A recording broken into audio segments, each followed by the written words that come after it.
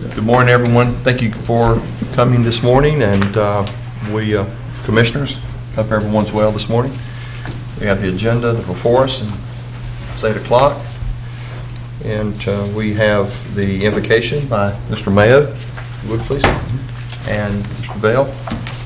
Pledge, John. Approval of the minutes, discussion and adjustment of the agenda. Let's do that, and anything on the agenda that we want to adjust or add to this morning? You do have 3 items for addition. The first I'll cover under the budget amendments. You do have budget amendment number 75 just handed out to you. Pam will go over that, but it's to appropriate the part of the structured day program. This is grant funds. So we just need to add that.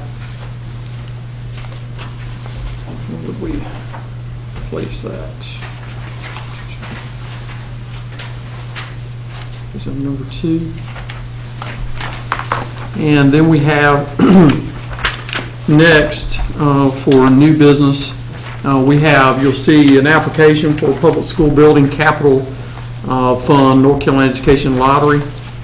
This is part of the payment for the qualified school construction bonds. This is the $1,071,428. The school board has to actually request it from the state, and basically you're giving authority for them to make this request so that these payments can then be made by us. So we need to add that possibly under new business, number 6, if that would work. Is anyone going to be here from the school? Yeah. It's pretty standard. We do this every year. It's just a request we have to make to receive the money. All right.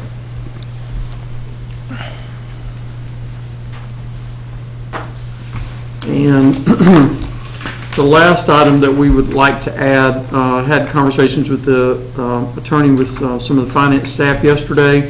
You'll see a sheet from Noel Woods, purchasing manager, on tax foreclosed property. These are the properties with the city of Goldsboro we have talked about in the past. We do have agreements with the city of Goldsboro. They will reimburse us for our costs, legal, any back taxes as they receive. They do have, on some of these properties, in discussion with the city manager's office, they do have some buyers possibly for some of these properties. This would transfer it to them, and we'll be reimbursed up to whatever they're able to collect, just as we would, to get our legal costs back, any back taxes. But we have done this with Fremont and Pikeville and Mount Olive, transferred them to those municipalities, and then the agreement is, and I actually have the minutes and the letter from the city manager that they will reimburse us our cost. And that was, I think, sort of our hang-up at one point in time, but they have now agreed to do that. And we would transfer those to them, and then they will, whatever the disposition or sale of those properties would be their responsibility and not ours. Is there anyone that will be here to discuss it, or are you going to do that? I'll do it. All right. Yeah, and that's what I was saying. As I said, there are some buyers for some of the properties, so, and that's why they wanted to go ahead and get this done. They do have some. Okay. Can I inquire on that? Mr. Donner. I'm trying to get my head around why it would be to our advantage to transfer these properties, and I think I brought this up when it came up in Mount Olive. Why would it be to our advantage to transfer these properties to the municipality, have the municipality pay us back the legal and the back taxes, and then have them sell the properties versus us selling the properties? Well, see, it's duly owned, but I'll let Borden do that. And in these things, sometimes the cities will use the properties for Habitat for Humanity type things. Sometimes that they will also have, they're more active, have a bigger staff than the county does in trying to get rid of them. It costs something in time and expense to get rid of the properties, and the board had previously decided that the best thing to do was to let them have the city. Most of these properties are not something that you really want to own.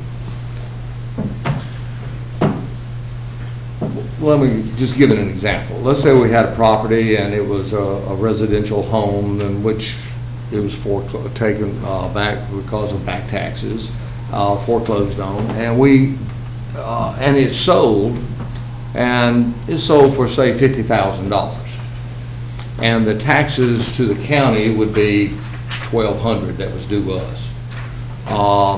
Is the difference kept by the city? What the city would pay the county, all the county's cost, Correct. and then the rest of it, the city would keep. And then the rest of the city would keep it? Typically, the properties, now I'll tell you, we've got some that we're actually trying something different. We're putting some properties that were owned just by the county that do have some homes on them, and we're actually putting those on gov deals. They have so it's a little different way. It's kind of like governmental eBay, and we're putting those out there. In fact, we had a discussion, I think Noel and I yesterday about that. Because you get more exposure, I mean, you get it nationally. So we're trying to do that, but in the cases, or been my experience in the past, when they're duly owned by a county and a city, it just makes it very complicated, because whenever there's a sale, you got to get the commissioners to agree, city council to agree on everything, and there needs to be an owner. If there's two, you'll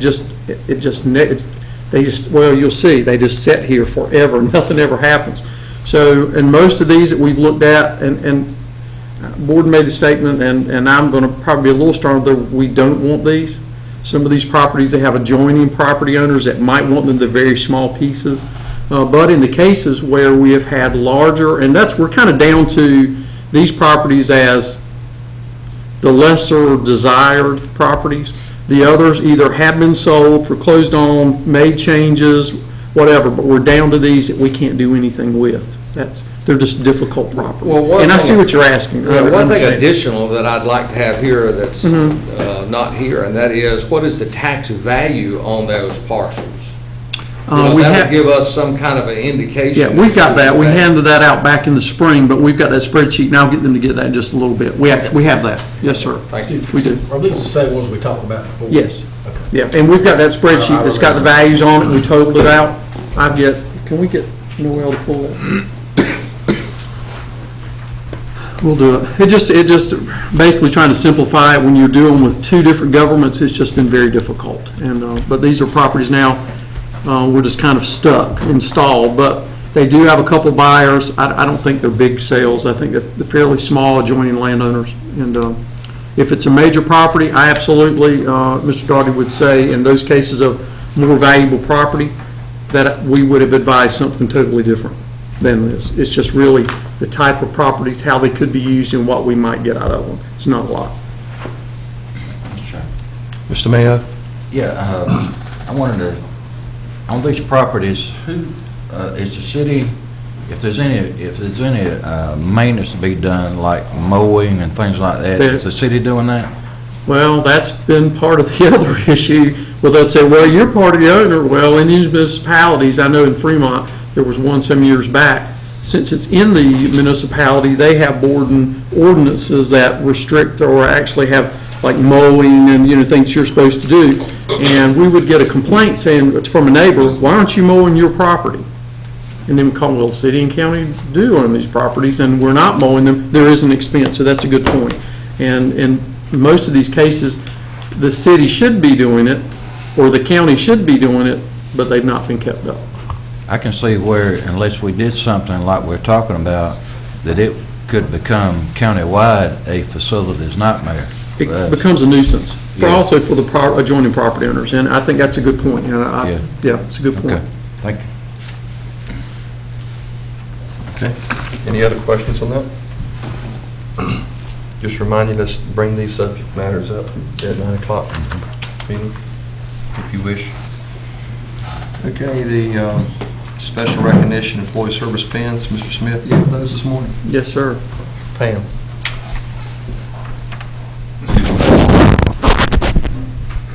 Yes, sir.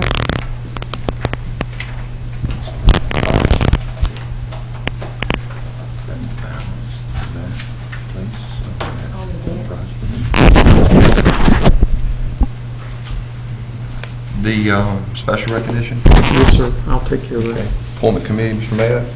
Yes. Board of Commissioners committee reports? Unfinished business? Is there any unfinished business, Mr. Smith? I don't believe there's anything, Board, did you have anything this Any morning? reports on any unfinished business? No, I'm just going to mention during my report just a couple of real short things, but I don't really consider them unfinished business. They're just really just kind of a real quick update. But Mr. Chairman. Yes, sir, Mr. Mayor? Is someone, do we need to give some type of report on the Steel Memorial Library? I'm going to do that in mine, just give an update about our upcoming meeting and just kind of where we are. All right, good, Mhm. thank you. Payroll also, that was unfinished business last time. Yeah, I'm just going to mention about That our too. meeting. We have meetings coming and All process right. set up. Okay. Any other commissioners have anything they'd like to add on unfinished business? New business, Mr. Harris will be here with the Community Development Block Grant. Yes. Okay. Budget amendments, Ms. Holt's taking care of that. Yes, sir. Mr. Price, 3 and 4 subdivision plats. Did you want to go over those this morning at all? Is or- there anything contentious on those that you? Pretty straightforward. Just routine. Yeah, it's pretty Okay. routine. All right.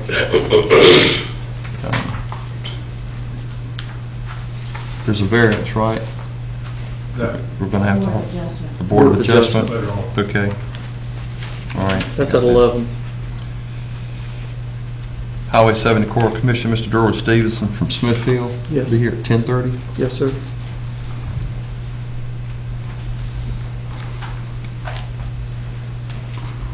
We've added 6 and 7, county manager's report. We're going to have a closed session this morning. It'd be nice to have it now, before 9. We have WCDA wishes to go over some things with us. Board of Commissioners comments. Commissioners information. We have at 11 o'clock Wayne County Board of Adjustments, so we'll recess out of here at 11, stay here and go into recess, is that correct? Mr. Parker? Yes, Go sir. to recess and then open up. I'll need a motion to go into the Board of Adjustment. 11:30 Taxpayers Appeals. I'll stay in session on that after we come back out of Board of Adjustment. Mr. Parker? Yes, sir. Come back in a regular scheduled meeting on that. Mr. And Chairman. then Mr. David Ward. Mr. David Ward? There'll be, tax office will be here. Okay. Yes, sir. Mr. Donovan? Back up here under Board of Commissioners information, you have Board of Commissioners comments, and underneath it is Board of Commissioners information. What is the difference between those two? I don't know. Your personnel changes. Yep. It's just basically, for your information, it's just always been listed that way. You've got Board of Commissioners information in the very back about employee changes. It's just really a technicality of what's included in the back of the agenda. If It's there's just any- always been listed in there. Well, what's the pleasure of the board? Is there something that a board member wishes to bring forward on the information? Do we need that there listed like that, or would you like to bring up? If it's personnel, then we would need HR here. Yeah, and And you it's, can't really get into. yeah, and it's real, all it is we're just making you aware that these things occurred, and we've been doing it for Okay. 25 years. It's been in the last page for, Yeah. since I've been on the You know, board. and it really is just for information, and it's just always been listed that way. I mean, we could change that. The auditors want it in your minutes that you've got somebody that you have hired Yeah. and pay what you're paying them when they do the audit. Okay. Just wondering what the difference was. Sure. Mr. I look at it because I like to compare to see what the pay is, compared to the private sector, for example. Just as a matter of making sure that. Sure. And just to see, some of these people I know that come to work for the county, Yeah. So I think it's good information. I look at it every. Gives you an idea too, if you begin to see some trends in areas, and it is kind of interesting. If you look at DSS or OES, at different times of the year, you'll see movement of people. It is kind of interesting to see how that works as far as transition or, some trends in regards to personnel. So. Any other questions or comments? We have a motion to go into closed session. be for the purpose of Thank you. location of industry or business in Wayne County and consideration of acquisition of property. We have a motion, Mr. Mayor? All those in favor, raise your hand. All those opposed? Thank you.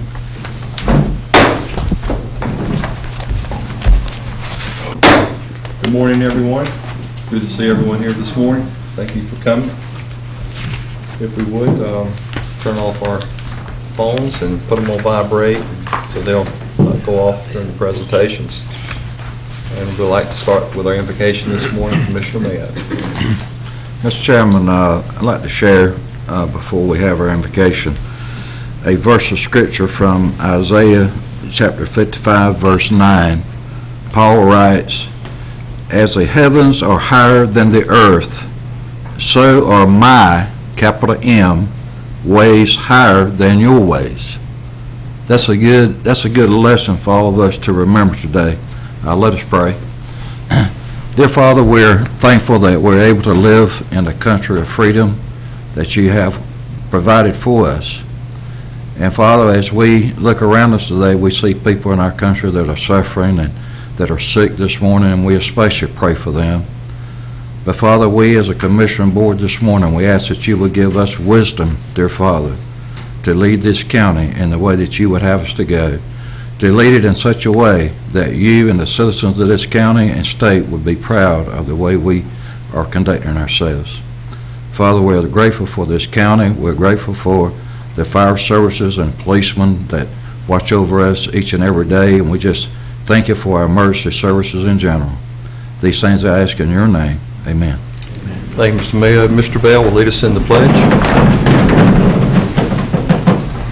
Pledge allegiance to the flag of the United States of America and to the republic for which it stands, one nation under God, indivisible, with liberty and justice for all.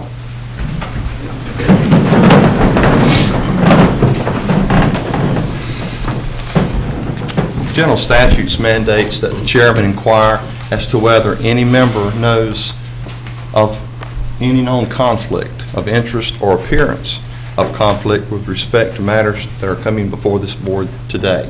If any members knows of a conflict of interest or even of an appearance of a conflict, please state so at this time. Thank you. Approval of the minutes from July 30 and August the 6th. What's the pleasure of the board? Motion to approve. Thank you, Mr. Bell. Motion's on the floor to approve the minutes of July 30 and August 6. Any discussion? All those in favor, raise your hand. All those opposed? Thank you. As we discussed earlier at 8 o'clock, we have some adjustments of the agenda, and those were added on, but for the 9 o'clock viewers, Mr. Smith, if you would, the add-ons today, please. Yes, sir. First of all, we did have an additional budget amendment that's added under item number 2, and that was given to you, and that's on a structured day program. That is a grant. We did add number 6 under new business, which is a lottery request, and that is for the North Carolina Education Lottery. It's an application that we make annually for $1,071,428. You're given permission for the school board to make the request, and this enables the county to make the payment on the qualified school construction bonds. And that is a budgeted amount of money, and this is allowing them to do that. Last, number 7, and we've given you an updated sheet that shows tax value, is tax foreclosed property, and looking to transfer the property to the city of Goldsboro, and have discussion later in the meeting on that, but that would be number 7 under new business. And we can delete closed session as we have already had that this morning. Thank you, Mr. Smith. Yes, sir. Any other discussions on the agenda this morning? Thank you. Go into the special recognitions at this time, Mr. Smith. Yes, sir.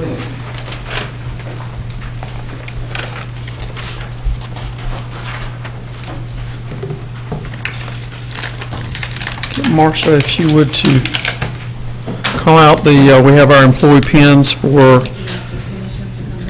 yeah, if the commissioners would step down, please.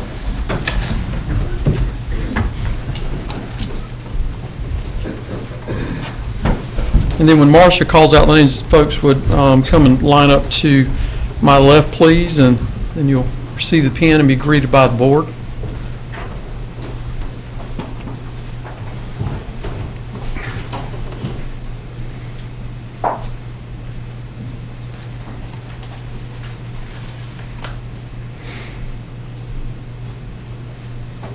Okay, Marcia, 1 year. Angela Wallace Wiggins, Literacy Connections. Bridget Powers, Emergency Services. Casey Core, Emergency Medical Services. Charles Hill, Wayne Net. Christopher Gustafson, Wayne Sheriff's Office. Jamie Howard, Emergency Medical Services. Jennifer Lester, Emergency Medical Services. Jennifer Rouse, Tax Administration. Johnny Best, Solid Waste. Karen Allgood, Emergency Services. Lois Turner, Health Department. Melissa Holmes, Wayne Net. Patricia Jackson, Detention Center. Albert Wood, Sheriff's Office. Brandon Hill, Planning. Brittany Santaford, Emergency Services. Jeremy McLawhorn, Emergency Medical Services. Candace Fisher, Social Services. Lori Hatch, Emergency Services. Sarita Wooten, Social Services. All right, great. All right.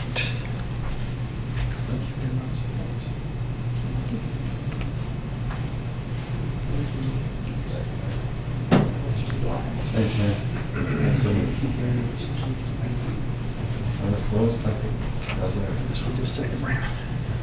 Thank you, sir.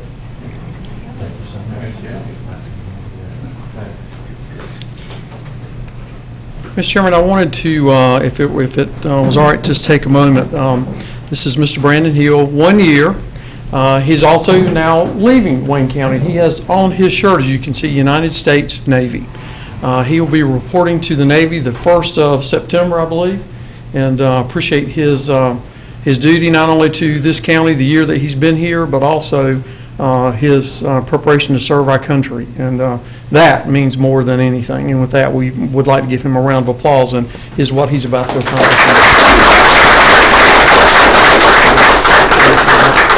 Good luck. I think he's going to be reporting to Rhode Island, I believe, he said, so. Yes, sir. There you go. Rhode Island. Yes, sir. Yeah. Rhode Island first, Pensacola Flight School. Okay, that's great. Thank you. All right. I tried. Good luck. Thank you. All right, 5 years. Deborah Jones, Social Services. Sandra Sutton, Emergency Medical Services.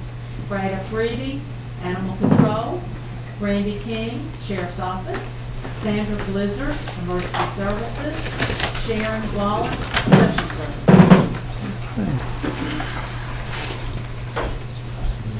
We start getting them after 5, they'll show up a little more after that. Particular grant. And then it comes back to the board during a public hearing, and the board makes the final decision and authorizes the filing of the application for grant assistance for those particular families. And this is what was done in 2011 with this project. I'm just wondering what we might be doing to reach out to our citizens to make sure that maybe funds may be available or coming available to make sure that they are applying. That's kind of my question.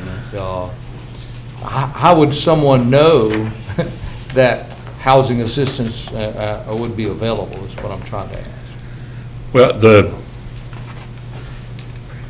I don't know if you put up billboards, but because all of the agencies, and I mean, City of Goldsboro Community Development make referrals because they get calls from county residents. Okay. All the county departments make referrals when they are working with their clients. And because it is limited to the very lowest income people, typically they are a part of one of those other systems or agencies.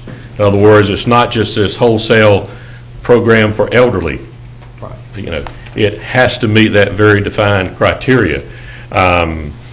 It is possible there's maybe some people who may not be aware of it, but the county's been in the community development business since '92, and we've always been receiving applications on a continual basis. I would like to point out, you may not want to consider a new wholesale approach, because 2012 represents the last year for housing in North Carolina for 3 years.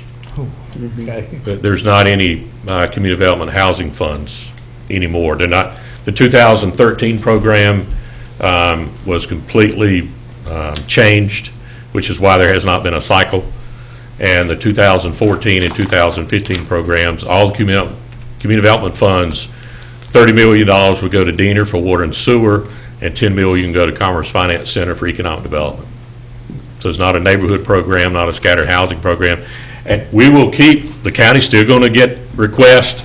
We will keep receiving applications during this period. We'll send them out and get them back, but there's zero housing assistance for the next 3 years. We have in the last, in my 12 years here, and Marcia and I were just whispering to one another, one of the calls that we can count on almost daily is on housing that we get, and we do refer, and sometimes it's from a DSS staff member, health, a social worker out in the field, environmental health, the cities, or usually it's individuals, and they call, and we do referrals over to RSM Harris, give them the address, they go, and we keep a running list, and we've got a waiting list. So, Thank you very much, Mr. Chairman. That was informative. Thank you, Mr. Daugherty. Mr. Chairman.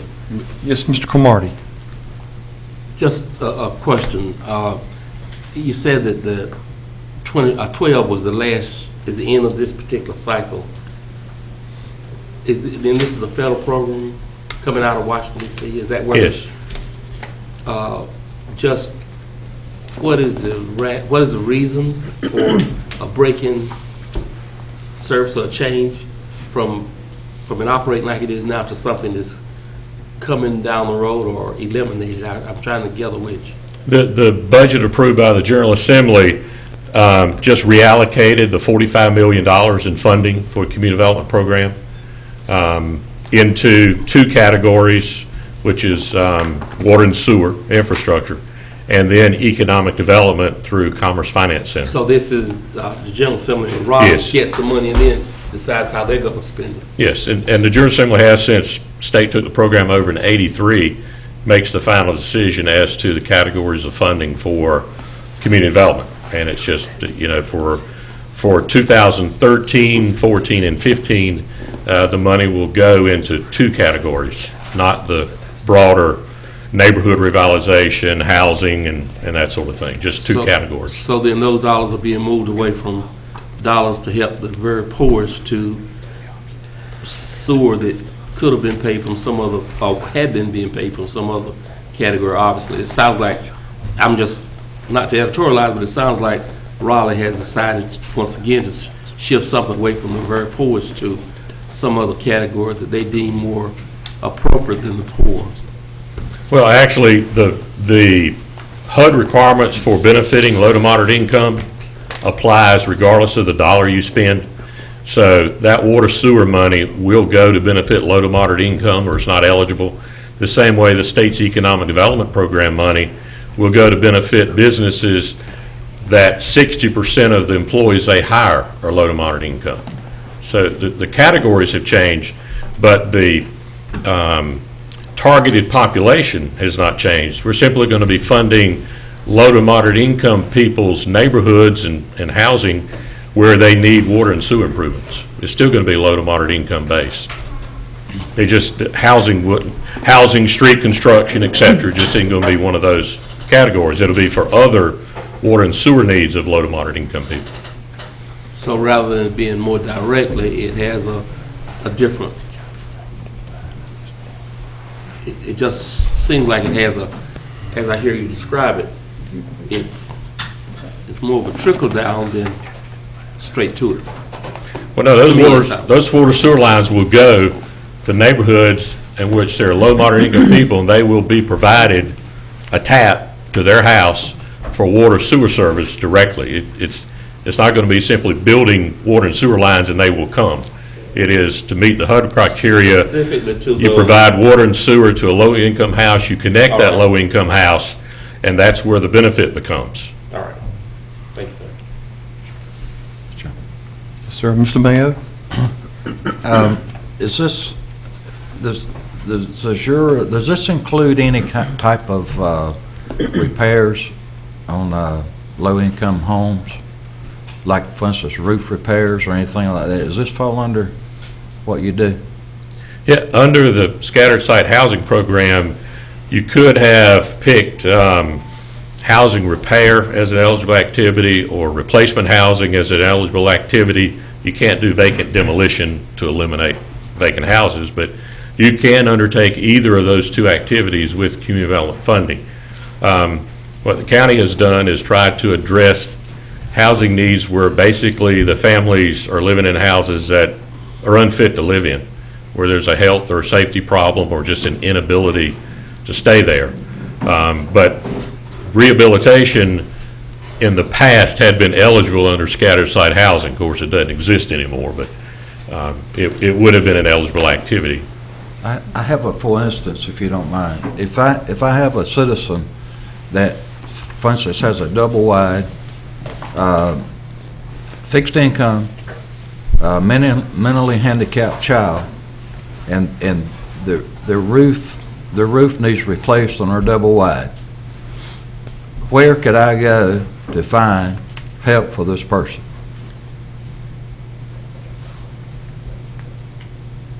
There's not anywhere. So, No, we don't have those funding categories. right.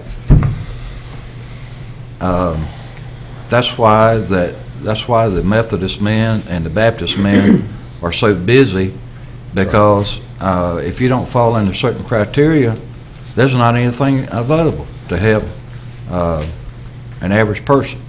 USDA provides what they call rural development housing. They may have funding, I think maybe up to $15,000, and it's regional. Yeah. So that you may only have one house in a county or one house in two counties that would receive the funding. It is very limited. And that is also a loan program. And of course, for a number of the families, they're not able to just, make that repayment.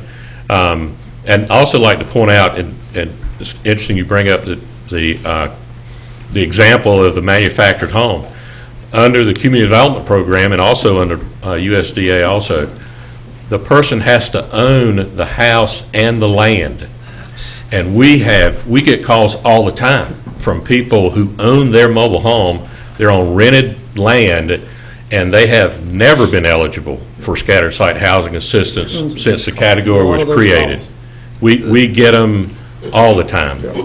That's where I have a problem, because if a person owns their mobile home and the land, they probably don't need your assistance if they can afford. Well, yeah, this they do. assistance. There are a lot of them. Well, I understand, but what I'm Really. saying is, if they can afford the property that their mobile home is sitting on, but in order to tie up their property, I understand that there's a lien put against the mobile home and the property. Is that Right. correct? That is correct. That needs to be changed. I got a problem with that.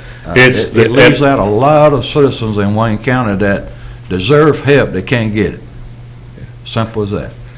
And one of the reasons, well, the state, the federal government, the county's hurricane recovery program back in the 90s. Yeah. If you received housing assistance, there was going to be anywhere from a 5 to 10-year lien placed on the property in order to discourage somebody from a couple of years later selling the house, pocketing the cash.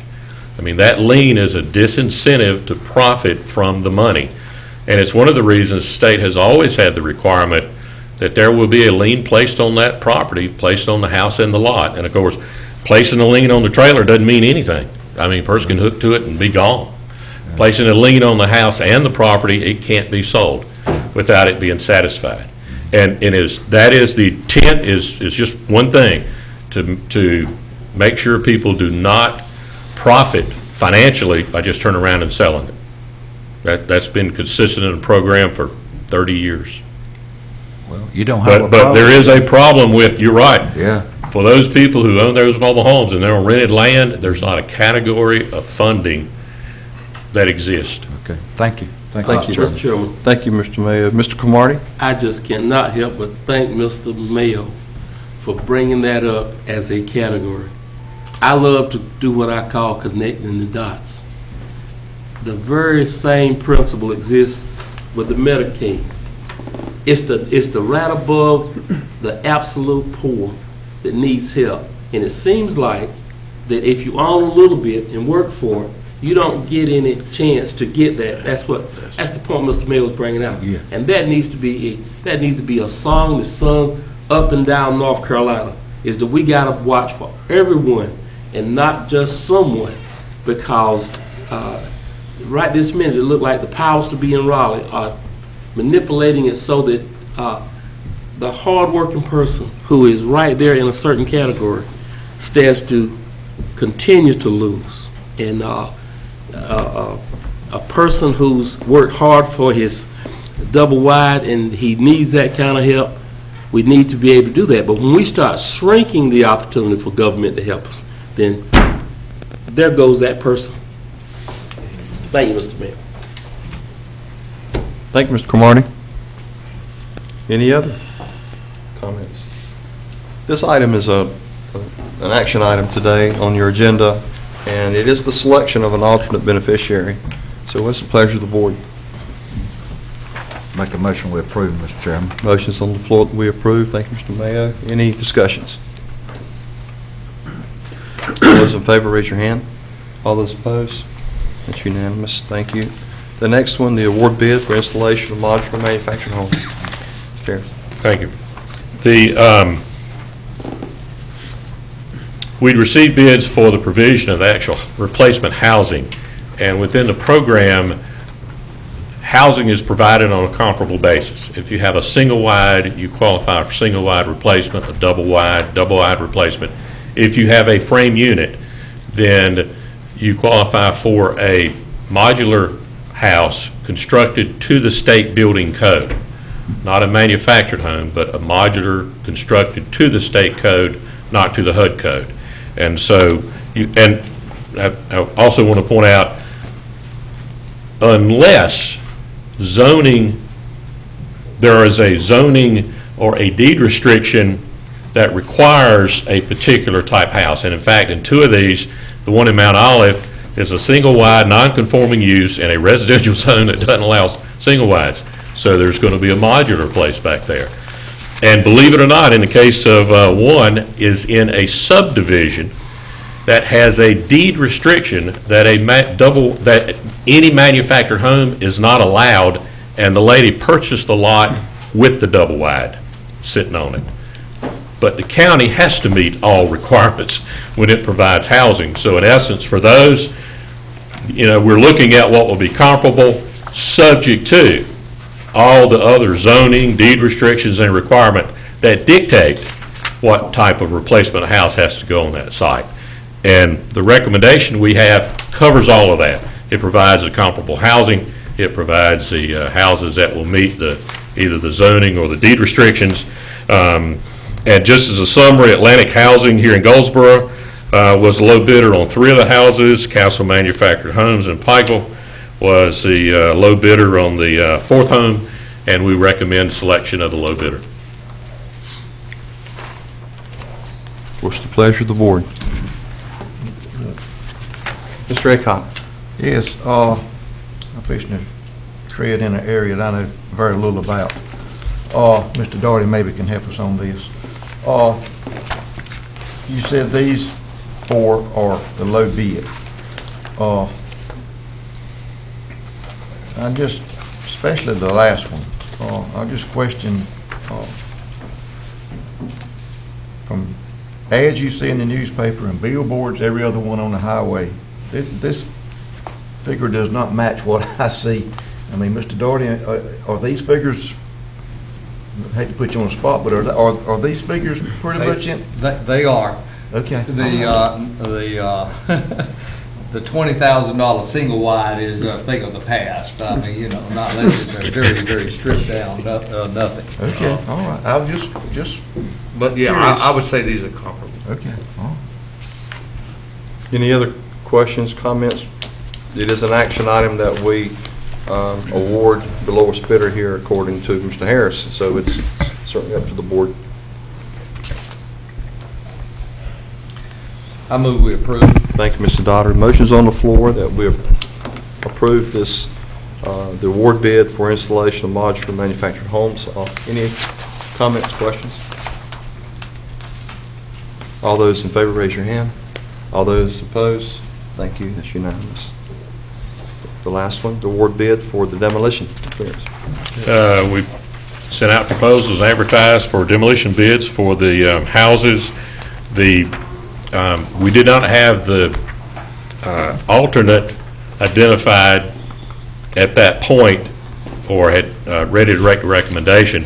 It's fortunate that the houses that we were proposing, one of them was one that would fit her need anyway. We would come back with the fourth one, but we recommend that Rick Bossett Construction and Demolition of Kinston be awarded the bids.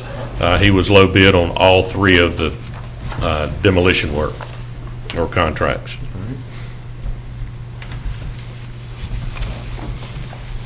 Make a motion we approve. Thank you, Mr. Mayo.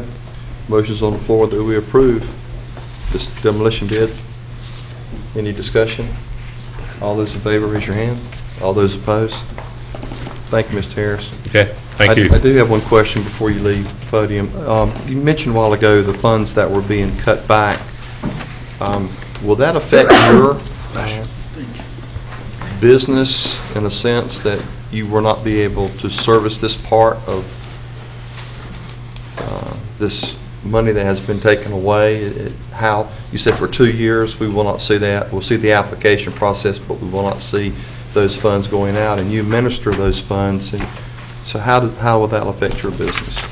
Well, we're going to be pretty busy this year, next year, and part of 2015 with projects that we've had approved this year. And every small community we work with has water and sewer needs. And because we focus on smaller communities, in fact, and rural counties, Wayne County is the largest county that we work with.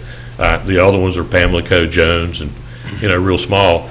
They have water systems. They also have water needs to extend lines to low-income areas. So we will simply shift our focus to that category of funding for water and sewer, because those needs exist out there as well. We've always been active in economic development. In fact, I can't remember in the last 20 years we haven't had an economic development project through Commerce Finance Center active. I've got two active now, and potential for a third.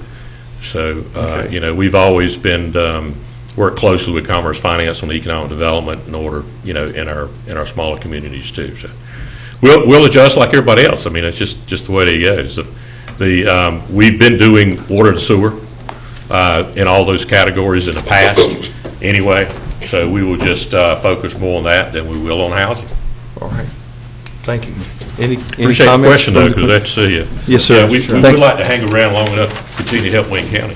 Mr. Chairman. Yeah, Mr. Mayo. Yes, this doesn't have anything to do with, I want to follow up with my example that we were talking about a few minutes ago, just as a matter of information. That is an actual case, by the way. The Baptist men in this case have been out and put a plastic tarp on this lady's roof because her furniture is getting wet inside. And that's where I'm having a little bit of a rub, is nothing reflects on you, okay? Oh, yeah, I know. It's just the way it is. Well, she called me. Huh? Yeah, I've talked to somebody just a couple of weeks ago with that exact same situation. Well, you know who I'm talking about. Right. The key is that the Baptist men and Methodist men and other organizations that volunteer to do this, Baptist men, for example, our central warehouse up in Ayden is empty. We have no stock of shingles, roofing, or anything because everybody's in such need during this economy. So where does the person go to get help? That's my question. I don't want to keep harping on this, Right. but it gives me heartburn to know that we cannot get help for our citizens that deserve it. And Commissioner Cromartie really made a point exactly. He hit the nail on the head as to what we need to take a look at for our county. So thank you for the information. Okay. It was very informative. Thank you. Thank you. This time we'll go into public comments. It is 10, just a little after 10. Thank you, Mr. Harris. Thanks, David. It's time, so we'll stop the meeting now and have public comments, please come before the podium and state your name, your address, and your phone number. Thank you. Have 4 minutes.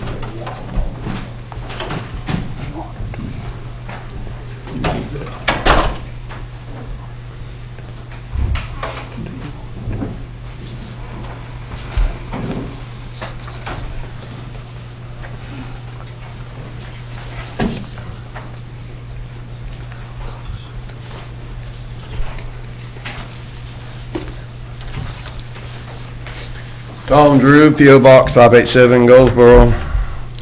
Card post at hotmail.com.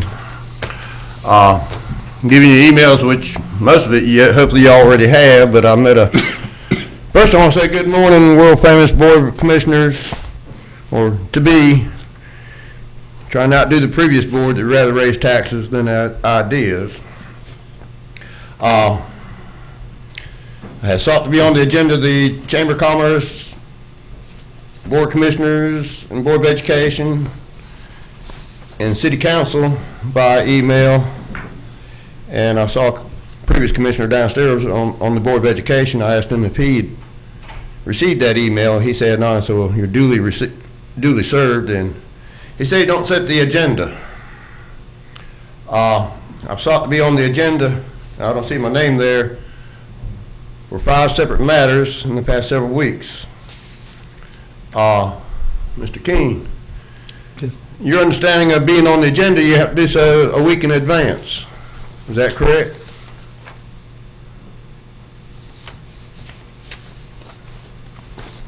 Well, do you have to request to be on the agenda a week in advance? Thing is, this time last year there was a meeting in Charles B. Aycock. In the weeks prior, I sought what were the ordinances to secure the ability of a citizen to be on the agenda, to secure the receipt of that request, review, and response. And I was told it was on the web, and after a wild goose chase, which I was still in the midst of, I was told it weren't there. Which even when I requested, I thought I sought the same thing a few years ago, and it weren't there.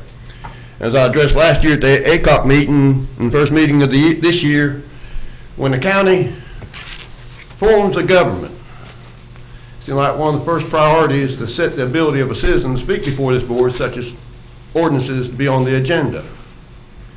My research thus far, they don't exist. I've got some understanding you got to do it a week in advance, unless it's in some ordinance. That's arbitrary. And when the county manager is out for a week till the day before, when do y'all get? Who does decide who's on the agenda? These things should be put in statute. It's just in limbo, all out there. And for the 5 things I wish to be on the agenda are matters to enhance the budget. So when I say I'm speaking before a board of commissioners, rather raise taxes and ideas, and they won't secure the ability of a citizen to speak before this board, as with the old saying, no taxation without representation, there's another old saying, stitch in time saves 9. If a citizen seeing a budget coming apart at the seams, has ideas to save it in time, these few minutes here, you just got time to thread the needle.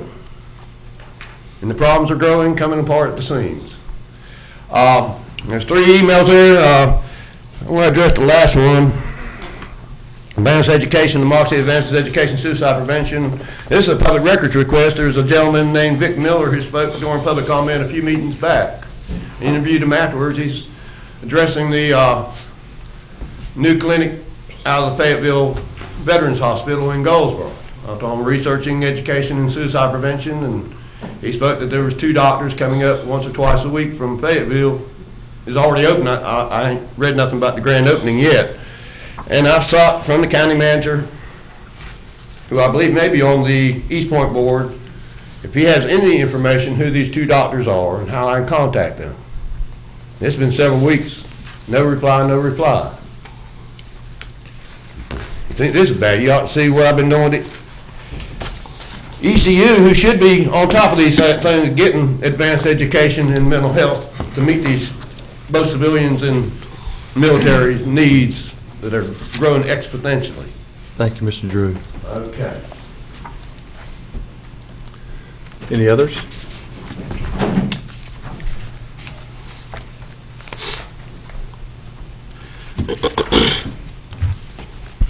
Gary Winters, Sheriff. Good morning, Sheriff. Morning, I just couldn't help say a couple of words I've heard this morning, especially from Commissioner McCarty and the rest of you. You know, we realize that the poor do need to be helped. There's a lot of people who are in need out here. We know that. But of course, there was a time that this state had some money. And I question who was driving that train at that time. Why didn't somebody grab the helm and say, you know what, we're spending too much. Now we got poor people who can't be helped because of programs that were just funneled money to that done nothing. I see that as a problem. And then you ask, what can we do to help people? Well, you got churches and you got friends and you got family. You got a per person. What happened to that idea?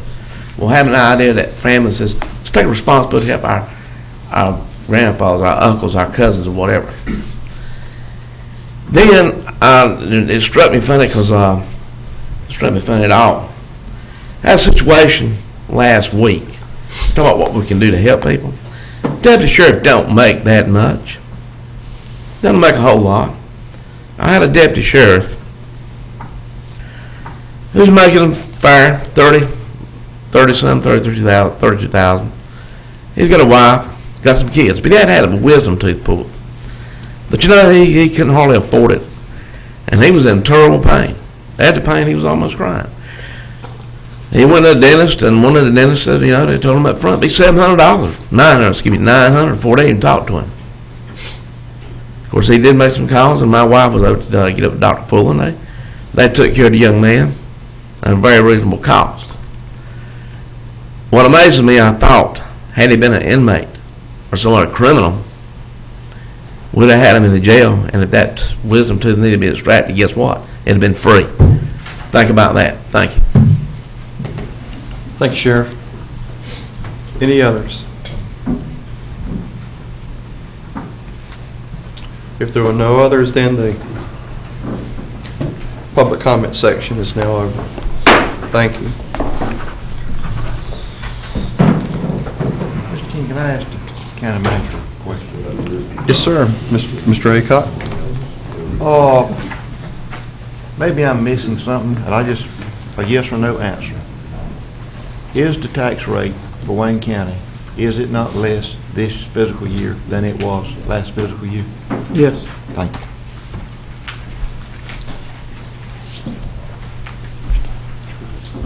Tax rate was 7.25 last year, and this year it's 66.6. Okay. The budget amendments at this time, if you would, Ms. Holt, Finance Director.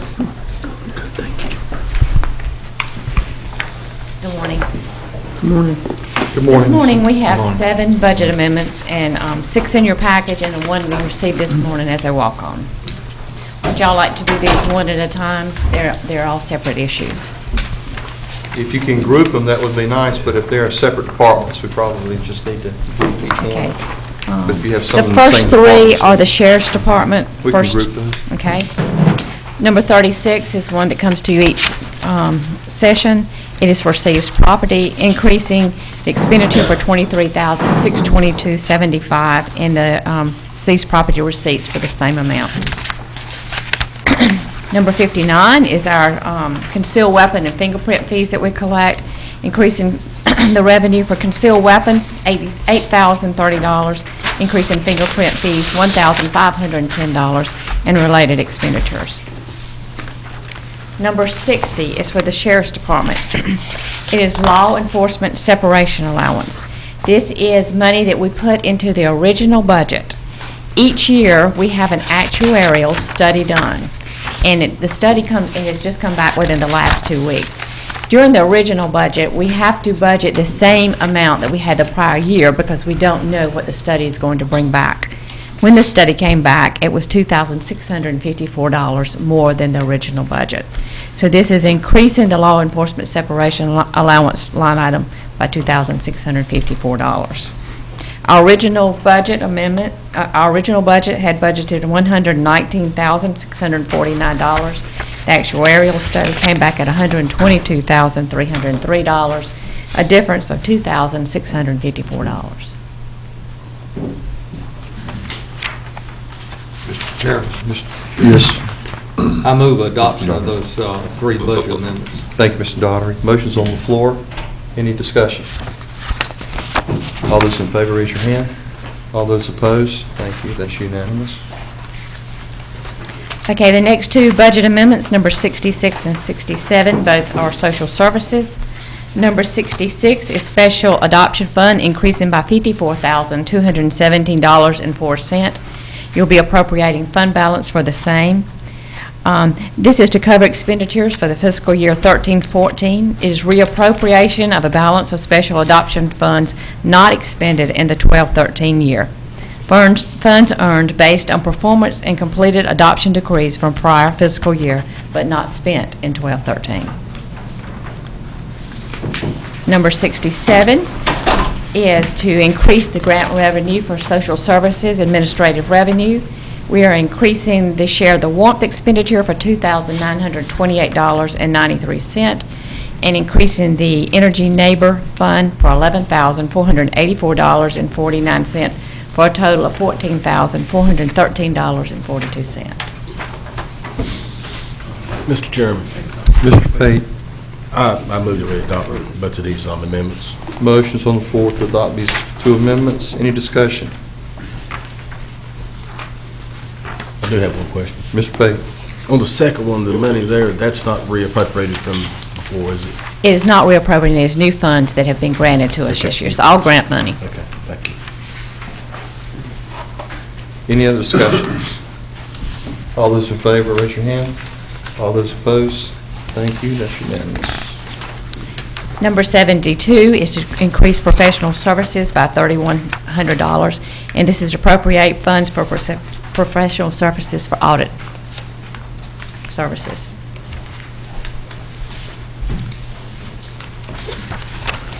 Make a motion. Mr. Mayo. Mr. Chairman. Mr. Mayo's made the motion Yes, approve. to approve. Yeah. Any discussion? All those in favor, raise your hand. All those opposed? That is unanimous. Thank you. Number 71 is the Juvenile Crime Prevention Program.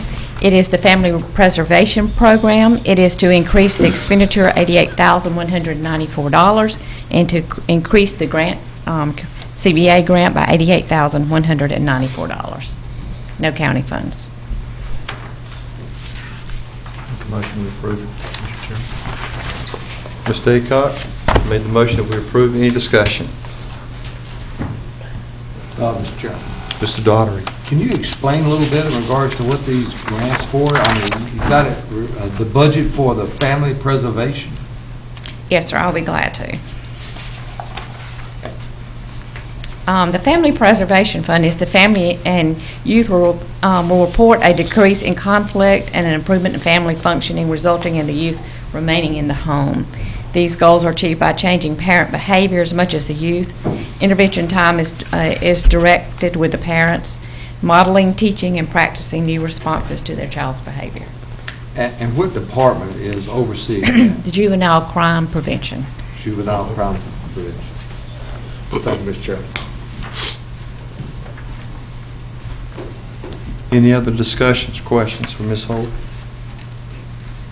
Motion's on the floor that we approve. All those in favor, raise your hand. All those opposed? Thank you. That's unanimous. I think the sheriff wants to make a comment.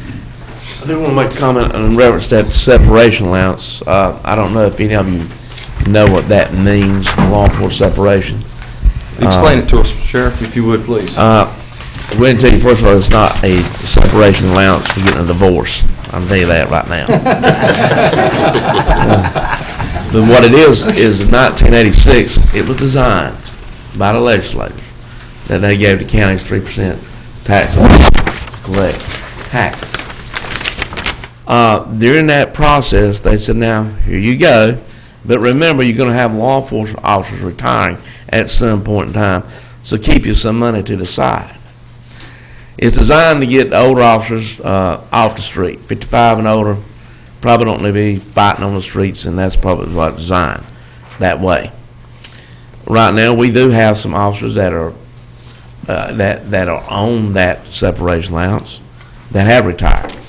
We have officers right now who are eligible to retire with separation allowance, who forego that right now, have not retired at 55, 20 years of service and the age 55.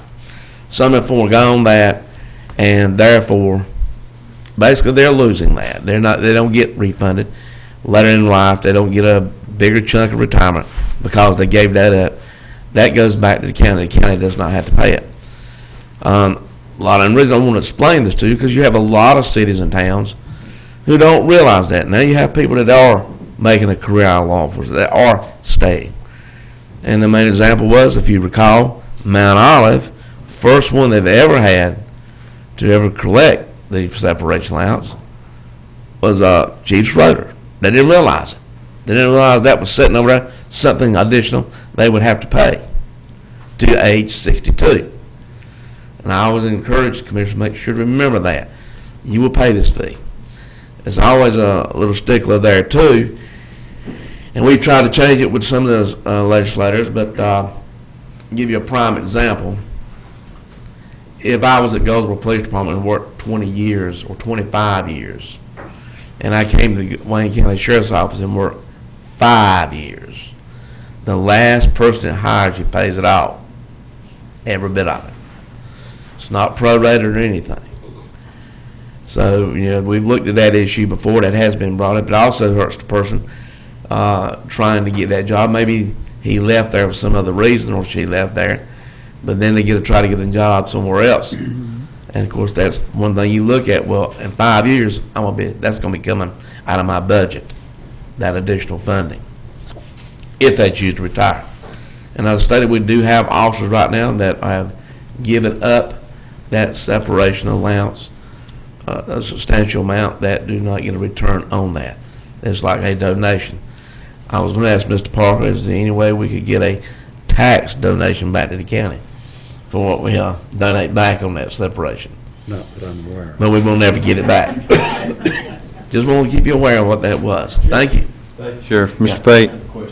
So let me understand, be sure I understand this. So if they leave at 55, they don't start drawing out the local government retirement system, they come on. Oh, this is additional. It's additional. It's in addition to that. You get both. Yes. It's an additional. It's a legislative requirement. This is separation allowance is additional. Some people used to call it leveling at some factories or whatever. You get the same pay that you would get as though you were getting Social Security. But it does level out their At 62, it stops. Okay. Yeah. I understand that. Now, Texas is somewhat like but they estimate what you'd be drawing for Social Security, and you would get that to age 62. Okay. But Sheriff, when you get to 62, is there a reduced amount coming No, from the other It pocket? stops totally. It stops, and then that person can go on Social Security, or they choose to say, I'll do without and wait to age 70 and get a bigger amount. Yeah. That's their choice. But I just want to be clear that, but the person, in the end of the day, the person, by the time you reach 70, he hasn't gotten a windfall. If he live to be 70, it will balance itself out, will it not? I mean, the person doesn't come away with more. Oh, he's losing, no, this is an additional amount. That officer's losing that money. If he stays, say you got officers that's 55, 30 here, has been here to 58 years old or whatever, they're losing money. And they may be doing it to increase their retirement, the lawful retirement, to increase that. But there's also that person has to weigh that. And then you have some who, at that 55, that are looking to get to our 25 year contiguous service with Wayne County to be able to get their health benefits in the future until they can get to Medicare. So there are those gaps. So you got to hit all those marks, right? Or as the sheriff said, but we have to take them on a case-by-case basis. And the deputy there has to really figure it out about 3 different ways. Am I better off to take it now? Do I keep on and give up $15,000 a year? Or do I wait and try to make my time in? Do I donate this money back to the county, or do I leave and pay my insurance out of my pocket? There's a lot of formulas they have to look at. Sheriff, since you are still, since the sheriff is still standing here, first I want to thank you and congratulate you for advocating, that's the word I want to use, for that category of folk that's probably somewhere between $30,000 and $40,000, and that's just not your deputies. It's a lot of young school teachers and other employees who fit that category. And I'll just take this opportunity to say to you, I believe everybody needs to get paid for every hour that they make. And I send this as a signal to all the boards out there who have something that they can do about it. I agree with you 100% specialized school teachers. I have 2 daughters that are school teachers, one that's going to be one. And oftentimes people look at them when they after that years of college and say, so you got your degree in poverty. Thank you, Sheriff. There is one, I got a comment, Sheriff. Discussing all this and listening, concerned about solutions here. You said, manager said case-by-case basis, and you said several different formulas. Okay, I'm a deputy sheriff. I've got some issues. Who do I go see in this county? Do I go see you, or do I go see the county manager? If we're talking about these cases on a case-to-case basis, explain that. How does that work? That deputy would need to probably go see the county manager and HR, I would assume. And it is a case-by-case basis because actually, deputy sheriffs are, and it's listed in the statute, unique among all law enforcement. Also, as you sent for the Sheriff's Association, are not really county employees. They're appointed by the sheriff, and even though the county pays them, keep in mind, and that's why we have to ask people to look at the law enforcement people totally different. Totally different. You have to, because I'm not, but say I'm not sheriff next time, and a new man walks in, he can get rid of everybody there, including the secretary, everybody on the detention staff, doesn't matter. Sheriff has that power. Just as the president has power and the governor has power to clean the slate to people who carry out their programs. Unlike the employee at EMS or the employee at finance, they get a new head honcho. Guess what? They're still safe. Same thing with the police officer over there. Police officer gets a new chief. Police department gets a new chief. Your police officers don't have to worry about that. But I always tell them, I said, every 4 years my head's on the chopping block, and so is theirs. Thank you, Sheriff. I appreciate that. Yes, sir. All right, well, so we move forward. We have a budget, one more budget amendment that was walked on. That's number 75. Ms. Holt? This is also a juvenile crime prevention grant. It's increasing the budget by $142,843. It's all grant funds. It's a pad. Do we get these every year? Every year. Is it about the same every year? Yes, sir. And we don't have these numbers at the time the original budget done, so you will see these come into the July. As soon as we get them, we bring them to you. We don't have them until we've just received the final numbers. Okay. This is the walk-on number 75, juvenile prevention grant, $142,843.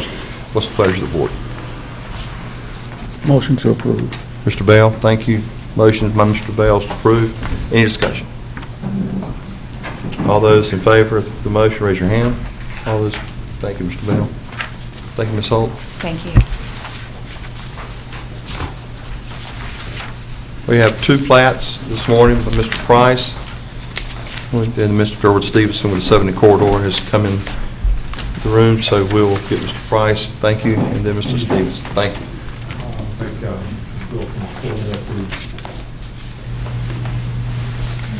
It's under the folder where your timer is.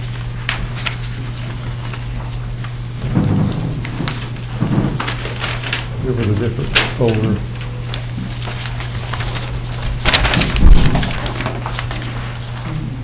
Right there.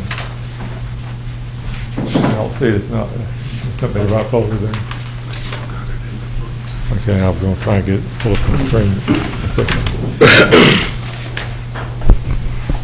All right, we'll go ahead. The first one that you got before you is East Lake Subdivision, Section 2.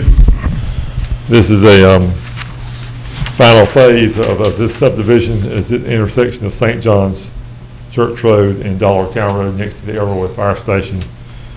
This consists of 13 acres divided into lots 20 to 35. I think it's coming up now, but the school, it is in the Spring Creek School District, and the property has been inside of Spring Creek Elementary School. You see it's got 5 off-site drain fields, has a street that is Driftwood Drive that extends from Phase 1 out to St. John's Church Road and Clearwater Court, which will be a cul-de-sac coming off of Driftwood Drive. None of the lots will actually be using St. John's Church Road for access. All of those will be reverse frontage lots. Planning Board recommends it be approved as presented. Mr. Aycock? Yes, just to clarify one thing. Mr. Price said Elroy Fire Department, that's the Elroy substation. That's Yes. not the Elroy main station, that's the substation. Any other comments, Mr. Mayo? Yes, is this, I noticed that this is in the outer horizontal zone surrounding Seymour Johnson Wood. Is this out of the area where we need to get a recommendation from Seymour like we have on Sun? We contact them for any zoning changes. This is not being a zoning change, we do not send a notice on this, but we don't send a notice to the base commander by certified mail. However, we do have a member from Base Engineering who is ex officio member of the planning board, and he gets notifications of all our meetings and gets the agenda package for the planning board meetings, and he comments on anything that he has concerns on. Okay. So we did not receive any negative or comments on this or any suggestions. Outer horizontal means that if a person is building on this particular piece of property, the use of the property would not be limited. The height would be restricted to 500 feet. Okay. As long as they don't go over 500 feet, they can build whatever they want. Okay. Thank you. Mr. Chairman, Mr. Cromartie? I'd like to ask a question. Mr. Price, it might be sort of a combination between you and Mr. Smith. We have the school listed down here where the children, whether the school district, so that becomes important. This is my question. Do we have the projection capabilities within the county to provide a guesstimate based upon the houses that's going in as to the age, as to the age and number of children that might come out of such a subdivision based upon either the cost of the house, which might be, to a younger couple versus, the... Well, what we would do is we would take the census information, and in each decennial census, they have a breakdown by age groups. And so the average household in Wayne County has about 2.5 persons per household countywide. But also in that 2.5 persons, it's broken down further. We could say, well, out of that 2.5 persons, a fourth of a person or half of a person, kind of say, might be school-age persons. So we would know that for each house we get, we're going to have another school-age person. And with that's what we can make census projections. block data, you can do that and look at that in blocks in a district, like in a catchment area. Right. And you can see that. And I think like Mr. King maybe has pointed out in the past that, when you're looking at houses, if you're putting up houses like in this neighborhood here that's likely to have families that are going to have school-age children there, it's different than maybe if it was a family or a neighborhood that was going to have housing that was targeted to retired couples. So you have to look at both. That's what. And what we do though is we send to the school board a preliminary, whenever we have a new subdivision like East Lake or the Ingram Fields that you're going to see next, the school board receives a copy of the preliminary for the entire development, so they're able to stay on top of it and know that, well, out here on this particular road, there's a new subdivision going in with 75 lots. That's what I was. Based on those trends, they should be able to see, it's not a real fine science, but have some idea of if there's going to be at least one child or 1 point whatever children in each home in this area, then I'm going to have an extra classroom at Northwest Elementary. I mean, seriously, you can drive it down almost to that fine of a point. Well, that was my reason, Mr. Smith asked that, and said it probably might take both of you to give us that answer. But I would just want to make sure that, as we all know, we're in the mix of trying to determine budgets that relates to school buildings and so forth and so on, that all the dots would be connected and we would not miss anything by information not flowing from where we may really have it to where it need to be. But you satisfied my concern. Thank you, Mr. Cromartie. Real question, Mr. Payton, I'll get to you. Just let me ask one question while it's right in front of me. The turning lane, is this going, DOT Yes, not sir. required? DOT is not going to require them. Off of St. John's? No, sir. Okay. Because they are satisfied with the design. They've got a separate entrance off of Dollartown Road, and they're not requiring, they have issued a driveway permit, but they're not requiring a turn lane at this location. Okay, thank you. Mr. Payton? Thank you, Mr. Chairman. Since we're discussing housing and that type of thing now, we've been on it all morning, but was going to save this till later, but since I got the planner up here in front of me, I will go ahead and ask this. I'm beginning to see in my district a lot of problems with ordinance that don't appear to be updated, or they're non-existent, and we've got landowners out there who are, in my opinion, investing money and then having others come in and build or place mobile homes right beside them, and there's really nothing they can do about it, and they're losing a lot of their value in their real estate. And I know we've talked about a comprehensive land use plan, we've discussed it, but we've never really said we're going to do it. Do we need to talk about that? Is there a timetable on this, or? We have met with staff, and we are now looking at putting together, in fact, we've got a draft of putting out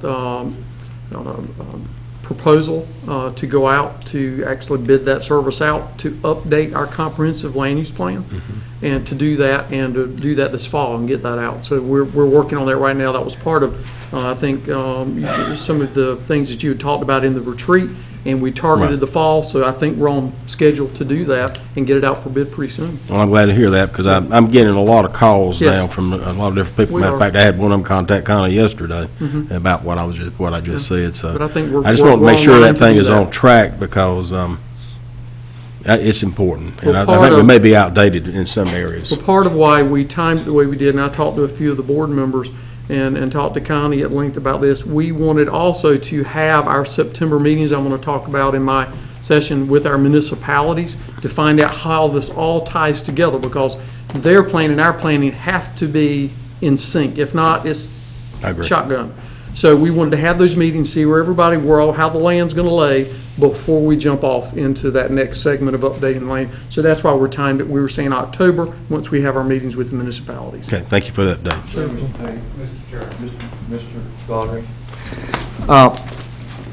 The point well taken in regards to schools, as you are bringing about a new development, and I think everyone's pretty well aware that this development will have homes that'll be in the 130 to 180 price range.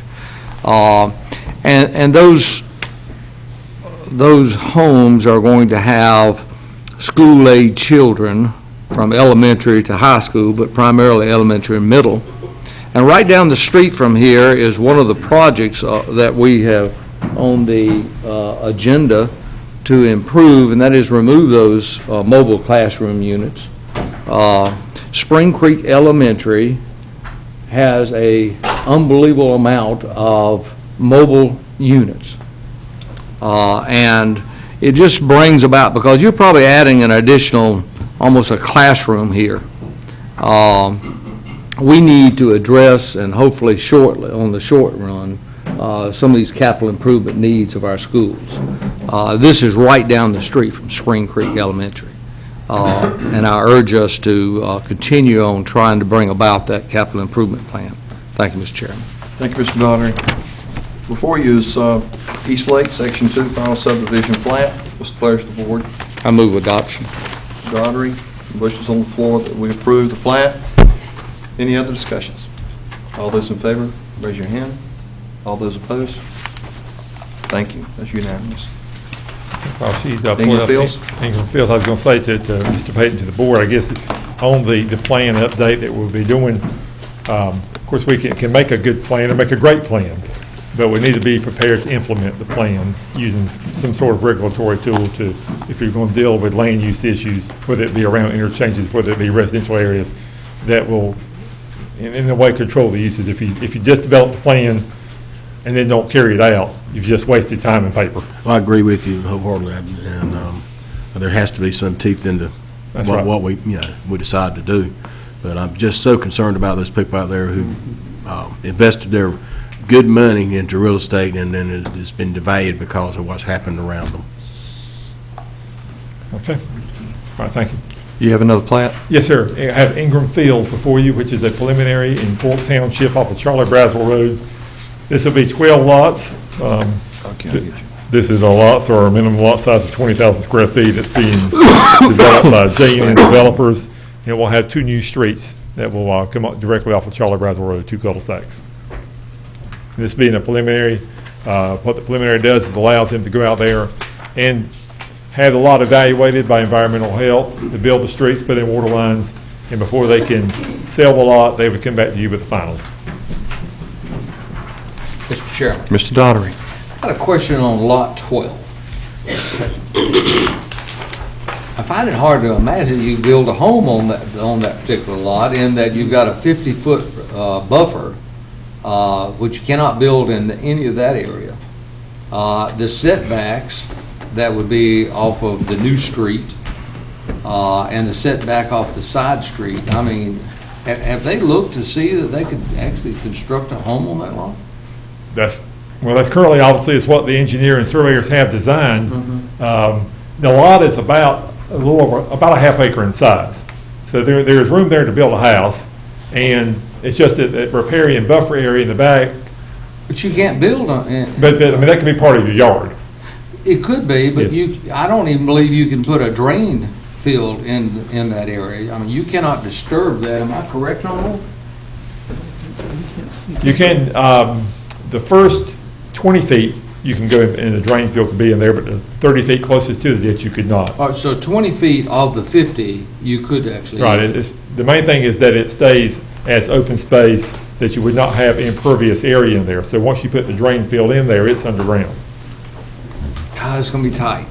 You're correct, but that's part of the reason that at this point, they've not made any investment as far as putting streets in. If they wind up losing that lot, that would be, and have to combine it with lot 11, that'll be a decision they have to make later on. But that's, at this point, it's a preliminary, everything is on paper. Okay. Yep.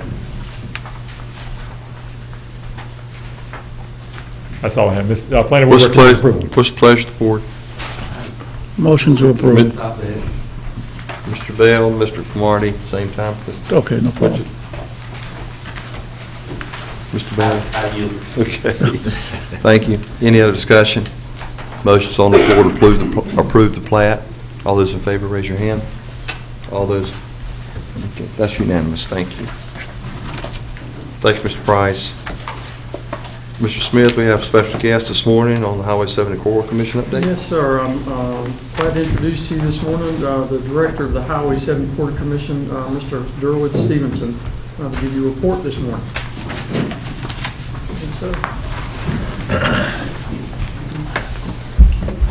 Good morning. Good morning, Thank you for Steve.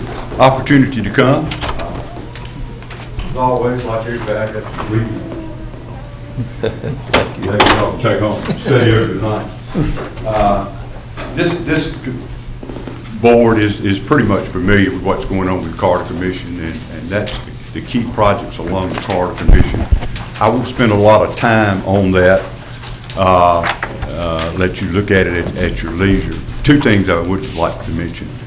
Sometimes you have to be careful what you put in print. So there's a couple of things on there that I'll mention that are optimistic hopes, but we're not allowed, it's suggested we not at this point in time put it in print.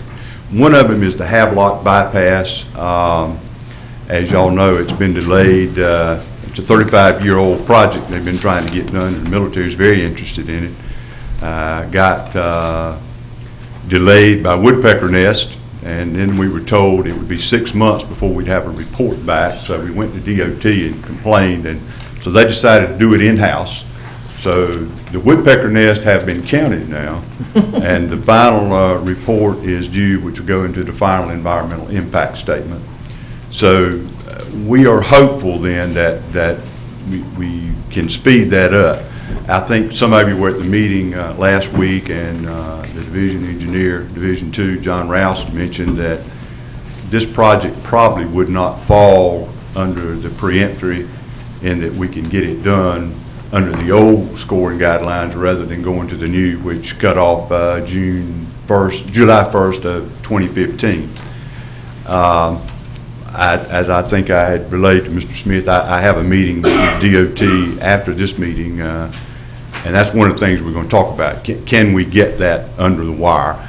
I frankly thought the funds were set aside, and my understanding was that if the funds are set aside prior to that date, then you do get under the wire. But I'll have that confirmed today. The other one I'll mention is Gallant's Channel, that in fact I've had since Thursday. I think I've had about 8 emails about Gallant's Channel. And I want to be very careful what I say here, but we are extremely optimistic that that project will be let in November of this year. But we got extremely optimistic 2 years ago when the old commander sent a verbal that everything was fine and he was going to issue the permit.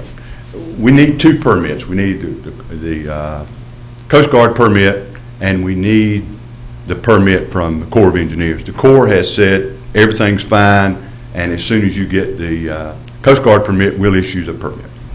Well, that commander said, go ahead, looks like it's going to come, and we'll issue your permit shortly. Unfortunately for us, he became ill, took a quick retirement, and the new commander came in, and we assumed that he would take the notes from the old commander, but he did not do that. Sometimes what assumptions do to you. So he made us start all over, and we had to have a new navigation studies. We did a new navigation study. During the study, we had a hurricane to come through, and so he said, we don't think that study is applicable because it was disrupted by a hurricane. So as of June 30th this year, we finished a second study, and it pretty much showed the same data that had been shown all the time. So we have, once again, been encouraged by the commander that it looks very promising, so we are hopeful. The data from that study is being submitted to him. It's already been kind of verbally communicated, but the official report will be going to him this week from DOT, and we're hoping that within the next few weeks we'll have the permit from him and can put that project on a November let.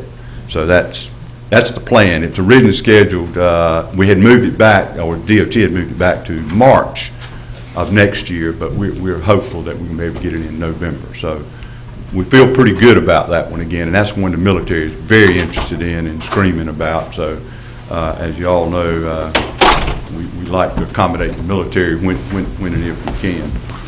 The road building process is extremely complicated, and I know you fellas know that. It seems like everything in government is, and y'all deal with it all the time. But there's one of the discussions I'm having in this meeting this afternoon is something called purpose segmentation, and that was a phrase I'd never heard, but it's another trap you can step in if you're not careful. And basically what that says is if you're looking at a route for a road and another road comes along that is similar or is close to that route, then that's called a violation of purpose segmentation, and both routes are out and you can build neither road.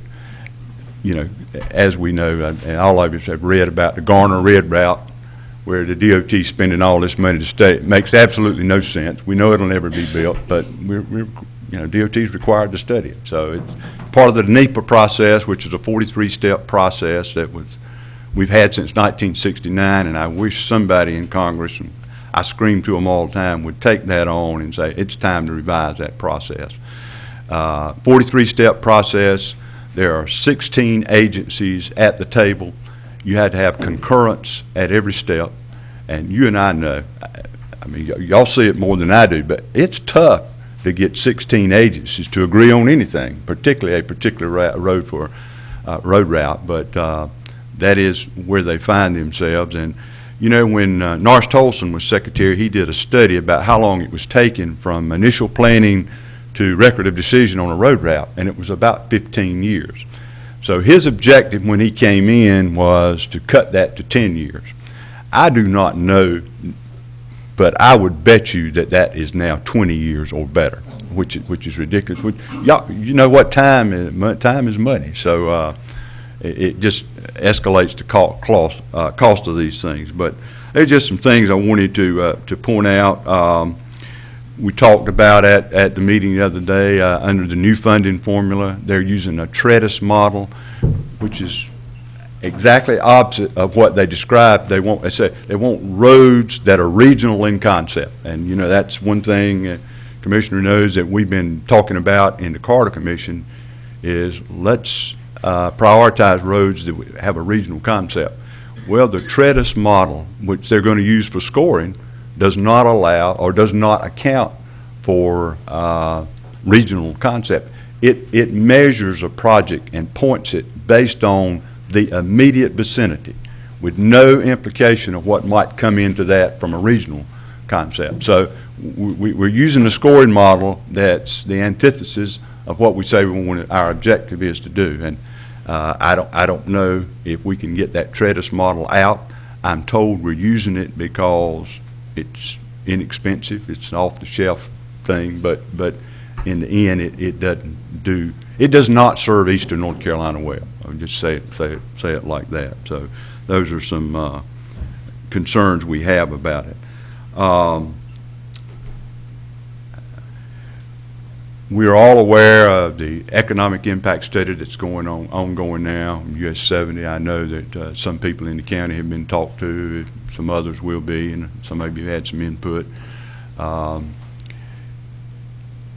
We have a conference call every Friday. I did speak with Paul Liddell, the head of the Cambridge study, yesterday about some things, and I think at our meeting on Thursday, it was brought up, we needed to incorporate some thinking and some ideas from the military, which has always, I thought, been on the agenda, and Paul assures me it has been.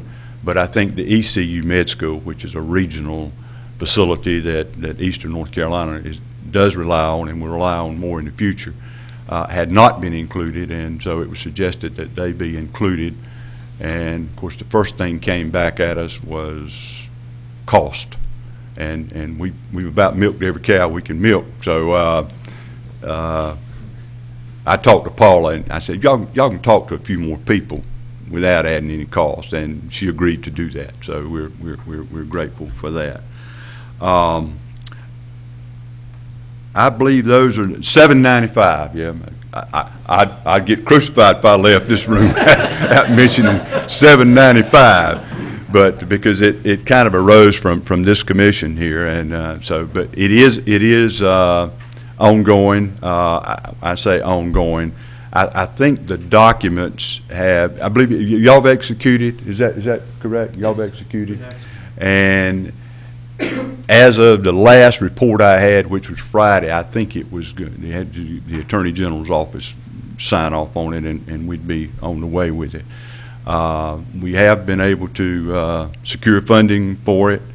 Had to negotiate our consultants down a bit, and we're able to do that. But it looks like that's ongoing and is an important study that will obviously benefit several counties, and this one in particular. And I think I may have mentioned to you, some of you, the $7.95 up to the point where it stops now, I guess is used more than I realize, because I'm in that direction and I don't use it as much. But when we had our meeting down in Moorhead a couple of weeks ago about the study, I was invited to a call-in show, and some gentleman called in and said, we don't need to make any improvements to Highway 70 or 17 or any of them. We don't need any more highway improvements. He said, when I go to Raleigh, I don't go 70. He said it's congested and it's ugly, And so he said, I take 795 over to 264. I said, in other words, you use a freeway. He said, well, yeah. I said, well, that's what we want everybody to be able to use. So he kind of made the point for us. But I'd be happy to try to answer any questions quickly. I know, I'm from an agricultural area like y'all are, and I got a good friend, Buck Jones, who is big into hogs, and he was telling me a few weeks ago that he thought he was going to sell out and get out of the hog business, and he's like myself. He's in his older years, and maybe he needs to set back a bit and not be so involved. So he said, but I was looking in the paper, and he said, hogs in Omaha are bringing twice the price that they are over here at Smithfield Powell Livestock Market. And I said, well, Buck, that's a long ways to haul a load of hogs. And Buck has never been slow with a quip. He said, what's time to a hog? So, none of us are hogs, and I know time is important, and I do have to go try to figure out how we get around this purpose segmentation on a road that officially is supposed to remain unnamed, but it's extremely critical to some things we're trying to do in eastern North Carolina. And the point I always try to make about the 70 Corridor Commission, US 70 as a freeway is the centerpiece of our goal, but our real goal is to restore eastern North Carolina to its heyday where we once were, where people have jobs and people want to live here and stay, and our children graduate from college want to stay here. So our big picture objective is to improve commerce in eastern and quality of life in eastern North Carolina. So, anybody have any questions? I'll try to answer. If I don't know the answer, I'll get one for you. But again, I appreciate your time, and you look through that and see. Oh, by the way, September the 4th, the Board of Transportation has a Highway 70 corridor committee as well. Gus Tullis, our Board of Transportation member from Division 4, presides over that. And we will be meeting at 12 o'clock at the EIS room at the Highway Building on September the 4th. Be happy to have any of you come that can or will, and hope to get more insights and better updates here than I have provided. Will you send us an email on that? I will, yes. Great. Any questions? I'll send you an email. That 12 o'clock EIS room is tentative. They don't make that schedule exact until about 4 or 5 days before, but as soon as we know that's the time, they move those committee meetings around quite a bit, but as soon as I have it confirmed, I'll send it. But go ahead and put the calendar down. It'll be that day, and hopefully it'll be that time. Any questions for the director? Mr. Stevenson, thank you. As director of 70 Corridor Commission, as you're here today, we appreciate you. You're doing a lot. You've been connected, networked with DOT for many years. We're all together, and I appreciate y'all's assistance, cooperation, and leadership, and we'll continue to count on that and as we move forward. Thank you so much for coming. Thank you.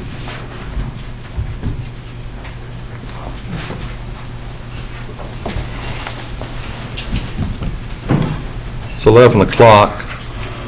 We want to stop in right here at 11 and go into recess, and we'll pick back up after we have our Board of Adjustment meeting, but we have those, like stay on schedule, so we'll pick back up on the number 6 and 7 of new business after we have Wayne County Board of Adjustment. So this time, is there a motion that we go into recess? Okay, go ahead, recess that. Recess the chair. Okay. Just a couple-minute break, and we'll come back. I will. And go into the. I will.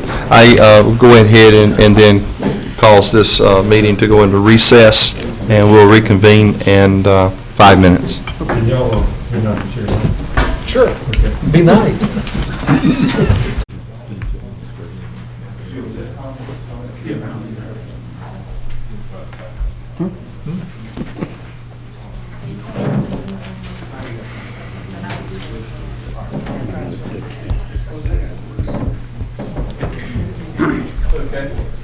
furious. Okay, if everybody will stand. City's gonna be furious. On the order. Thank you.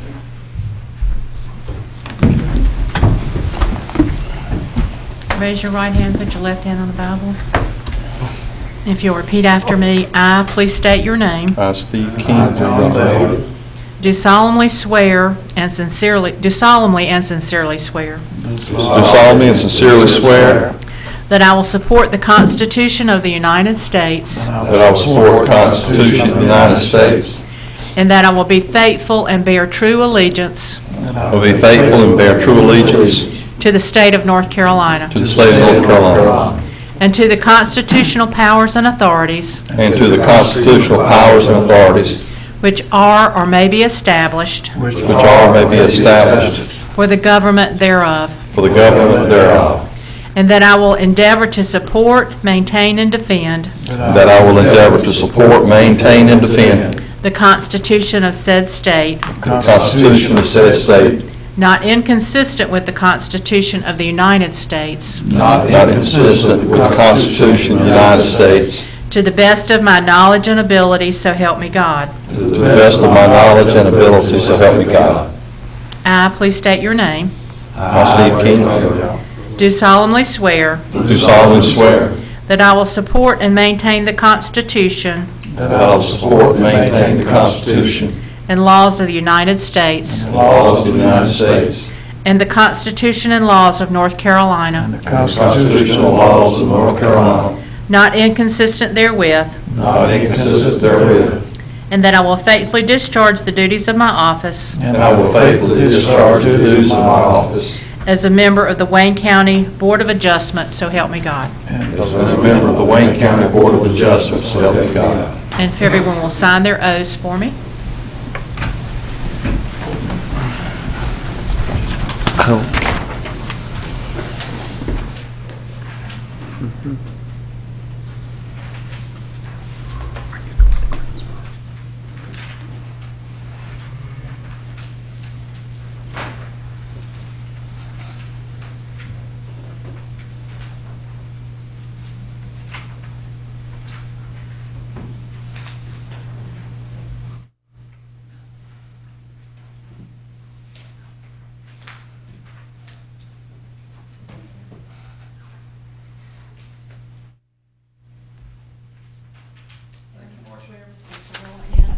Yes, ma'am.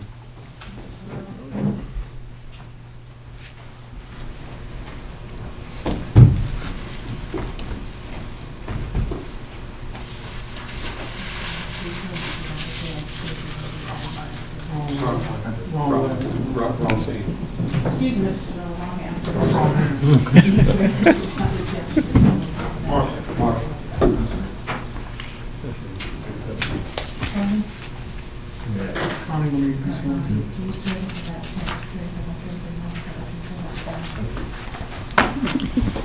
With all that done, go ahead and call this Board of Adjustment hearing into order.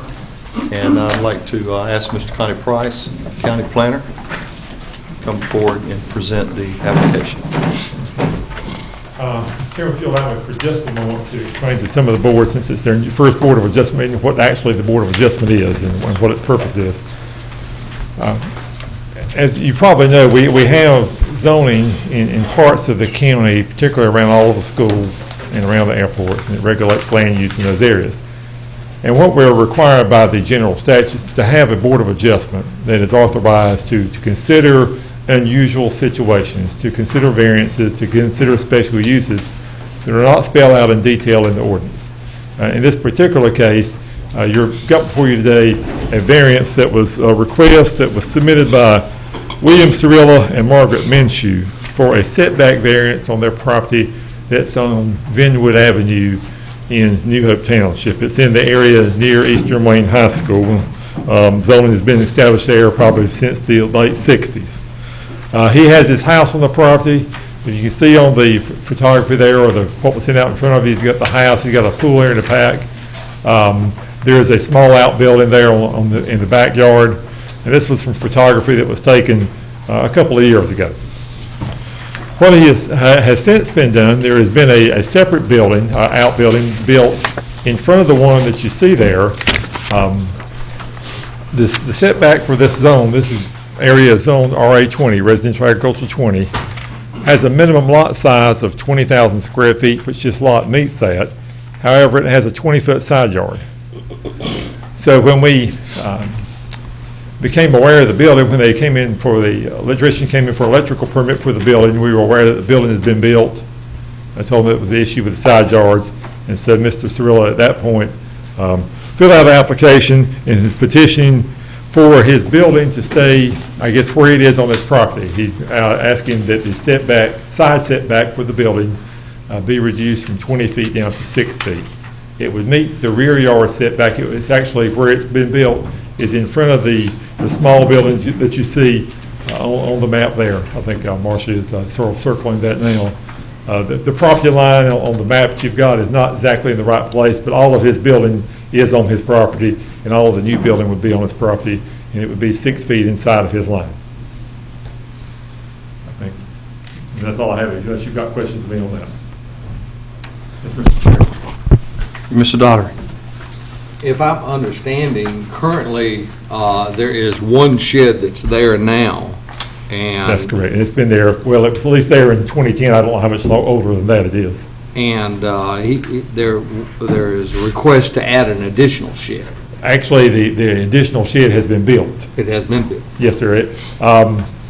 When building buildings, a person that, if you have a height, length, or width that is 12 feet or greater, you're supposed to get a building permit.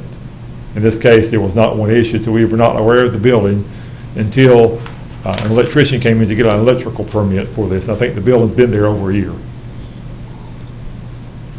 Was it constructed there, or was it brought in? You may have to, I think it was constructed there. Was it? Yes. Okay, there it is. It was constructed on site. And so maybe Mr. Cirillo can answer some of those questions better than I can, but it's my understanding it was built on site. Okay, thank you. Any other questions? Mr. Chairman. Mr. Payne. So it's been sitting there a year, and there's no impact on neighbors, no complaints or anything like that? Not that we've had, no, sir. Okay. And it's a well-built?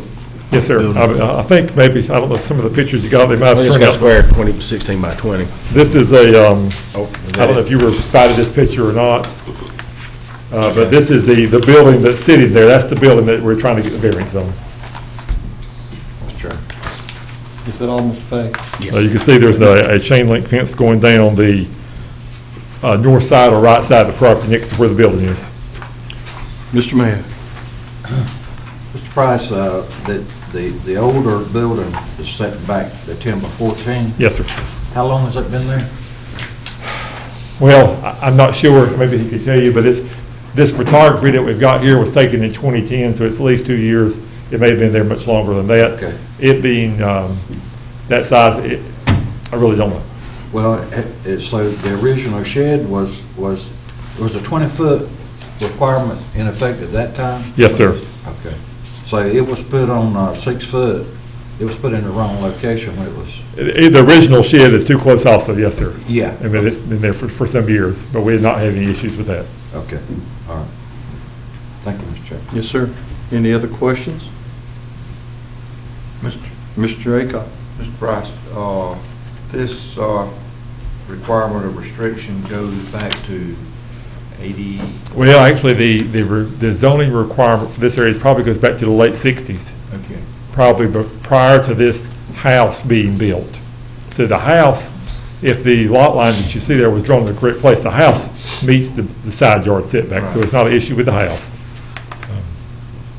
And in many cases, we don't have it in the county. We don't have a less setback for accessory buildings than we do for the main house. Some places do, but we don't. Any other questions? I have a question. The house is not on a sewer system, is septic, correct?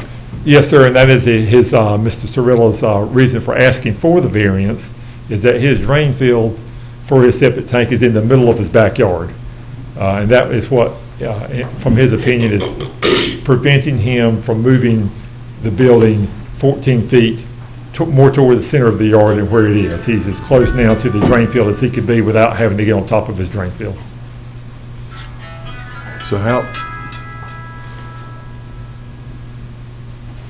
So how far over could he move if he had to move it? I'm not sure, you may want to direct that question to Mr. Cirillo, and I think he's been sworn in if you want to give him the Mr. Cirillo, opportunity. if you would, if you had to move it over to, can I just say, is this over to the west? I don't know, I don't have a north-south or compass, but if you moved it over, how far could you move it over without impeding on the lines, septic lines? It would have to go behind where the pool is, and even that way, it would be close to, yes. How far over from where it is now to the? Could not move it at all, okay. Right. Second question is it on a slab or is it on blocks? Blocks. When we had it constructed, and we had it constructed on the property, he went ahead and I asked the builder, do we need a permit for this? And he said no. And I'm taking pretty much at his word. I spent 20 years in the military. My wife's been a teacher. We're trying just to do things properly. Sure. And that's why we went and tried to get a permit. Okay. And I've talked with my neighbors, and Mr. Virgil, the one who's it's closest to, he has no problem with the shed where it is. Okay. And our other neighbors on both sides and behind, they say have no problem. My wife would be here, but my daughter's in labor, so she's with her right now. Don't blame her, it's where I do. Yeah. Okay. Any other questions for Mr. Cirillo or Mr. Price? Mr. Price? Just one other piece of information. If this building was inside the city of Goldsboro, it would be conforming to their zoning requirements. They require a 5-foot side yard for accessory buildings, and it may well be, I don't know who the builder was, but it may have been, he thought that he was okay putting it 6 feet off the line, he was in good shape. I don't want to speak for anybody, but that may well have been what the case was here. That's the reason it's 6 feet instead of 20 feet. All right. Mr. Chair. Mr. Donovan? I move that we approve the variance request of William Cirillo. Motion's on the floor to approve the request. Any discussion? All those in favor, raise your right hand. All those opposed? He's out. He's raising his hand. All right. Now go check It's on your unanim- daughter. It's unanimous. Yeah. Is there any other business to bring before the Board of Adjustment? You're welcome. Thank you. This is just a question. What do I do now? Speak to Mr. Price. Thank you. Thank you. Yes, sir.